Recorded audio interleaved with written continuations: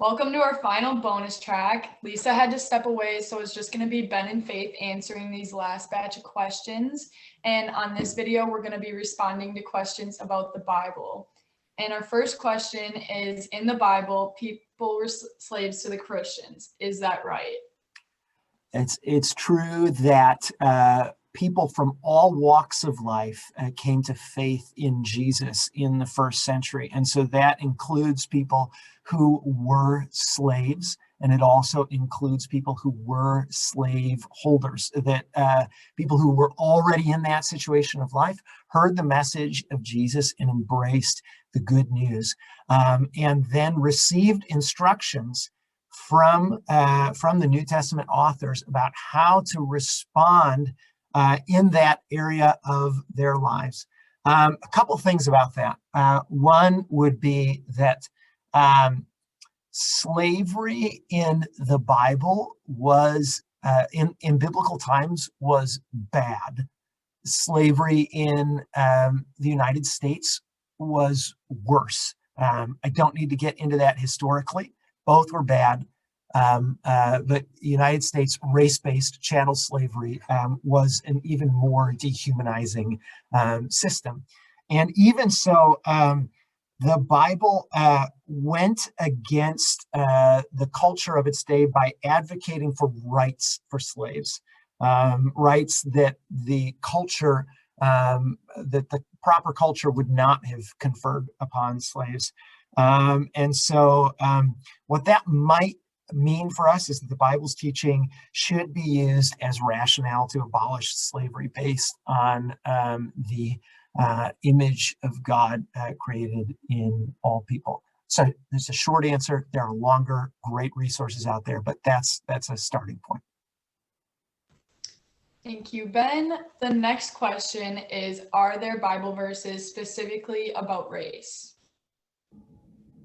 That's a good question. So in the 66 books of the Bible, we see references to people groups, and stories from continents that surrounded kind of what was happening in biblical events. So from 3 different continents, we are seeing stories and experiences of people in a multi-ethnic way. And I'm going to use the word, people from different ethnic groups, and Pastor Ben might say something on that right after this. So the reason I'm going to be referring to different ethnic groups is because that's one difference between some of these people who are interacting in the Bible, both in the Old Testament and in the New Testament.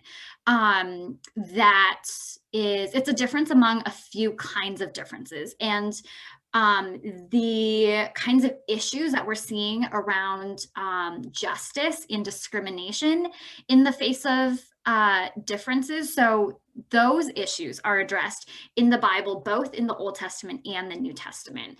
And in the Old Testament, the big picture of what we're seeing is that from the start of the nation of Israel being a thing, it was a multi-ethnic thing. It wasn't just people who all looked the same and behaved the same as they approached God. So one example I can think of right now off the top of my head is the nation of Israel. They're leaving Egypt as slaves, and they're leaving that kind of oppression by the Egyptians, and they actually took some Egyptians with them. Why was that the case? It's because there were Egyptians who feared the Lord, and they joined the nation of Israel that way, not because their mom and dad was a certain person, or their grandparents were the same grandparents as their neighbors, but in these communities, multi-ethnic worship services, multi-ethnic festivals was an integral part to the beginning of this nation. And there's a lot more I can say on that. Ben, do you want to add kind of why we're using different words to say race and ethnic? That's great. Yeah. So there are great Bible verses that Faith talked about justice, discrimination. So James chapter 2, verses 1 to 13 talks about discrimination. It talks about wealth-based discrimination, but that kind of passage can apply to other kinds of discrimination as well in God's heart as it relates to that.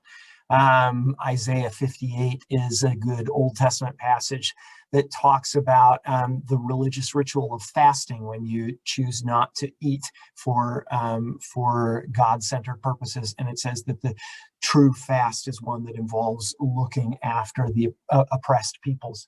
But you could not strictly say that there are Bible verses about race, because race is a concept of the past 500 years. So race didn't truly exist before 500 years ago, give or take. I'm not a historian, so I'm a little bit outside my field. I'm a Bible geek. But what I understand historically is that the concept of race is an invention of the idea of four scientific groupings, I put that in quotes intentionally, of different kinds of races from around the world that have these inherent differences. It is false. It's a completely false pseudoscientific theory that was used to justify greed on the part of colonial powers. If you could divide the race into four different categories and rank them according to value, then you could enslave one race if you so chose, and justify that. You could abuse indigenous peoples in different parts of the world. Race is an invention that came from greed in the human heart and in human cultures, that has had just tremendous tragic effects in the history of the world. And it's a fairly recent invention, and so historically speaking. And so you won't find specific Bible verses that talk about race because it's more recent than that. Forgive me if I've gotten some of the history wrong in some ways. I am not a historian, but I can say that this invention of the concept of race came 1,500 years after the events that are described in the Bible. Thank you both for addressing that question. And our next one is, do they have a wide variety of cultures in the Bible? Why does the Old Testament mostly focus on the Israelites or one people group? Yes, wide variety of cultures in the Bible. And Faith touched on this. It's kind of this little known fact that's hiding in plain sight, is that the people of Israel were always called to be a multi-ethnic people. They're of the 12 tribes of Israel. 2 of them, Ephraim and Manasseh, are those 2 men are from an Egyptian mother, an African mother. Right there, if you have an idea of where the Hebrew people come from, they come from everywhere. And those Egyptians who came up with the Hebrew people up out of slavery were they just became a part of the Hebrew people. And that was something that the Hebrew people were called by God to do in their lives on a regular basis. And the places in the Old Testament, many of the places where we see God becoming upset with his people, are the places where they choose to treat themselves like this closed off group of there's us and then them. And God was, you can imagine a God, not that he has a head, but you can imagine God banging his head against the wall. So in the ways that he talks about these ways that they responded to their neighbors. Thank you for that.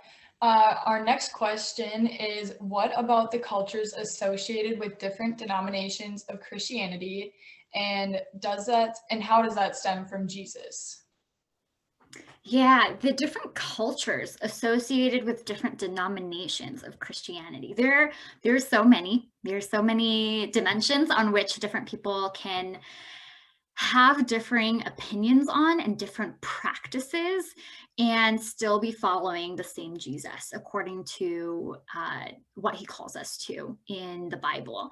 So there's all sorts of different ways that we can see different ways of praying. Do we just pray what's on our hearts and what we're bringing to God? Or are we reading a prayer from church history that was written by a church father from another time period, but whose prayers are still relevant today?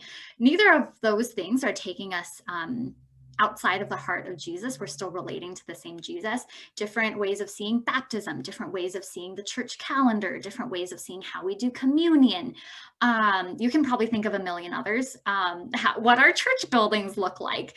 These are all sorts of different ways that Christians can and do differ on how to do Christianity and what Christianity looks like in different denominations.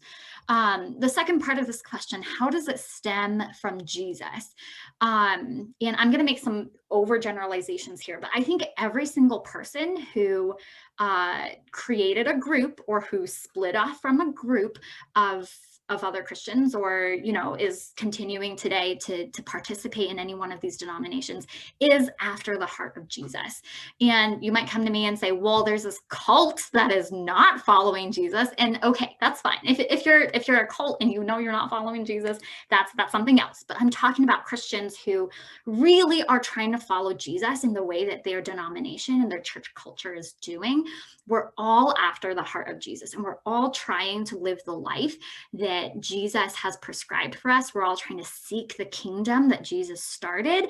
And it's the same person. The Bible we're reading, within that we're doing the same things. But outside of that, if you look at the details and we're not doing the same things, those don't necessarily stem from Jesus prescribing any of the specific things that we talked about. So what way do we pray? How old are you when you're baptized? What does your church building look like? Those things do not stem from Jesus.